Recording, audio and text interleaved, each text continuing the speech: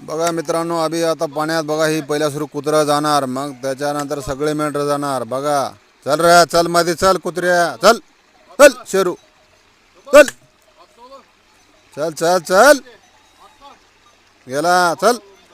हा बघा आता मेंढरे जाणार. चला चला सगळेजण, हर चल हाय चल. ये बघा एक पडला, आता सगळे जाणार धड धड धड धड धड.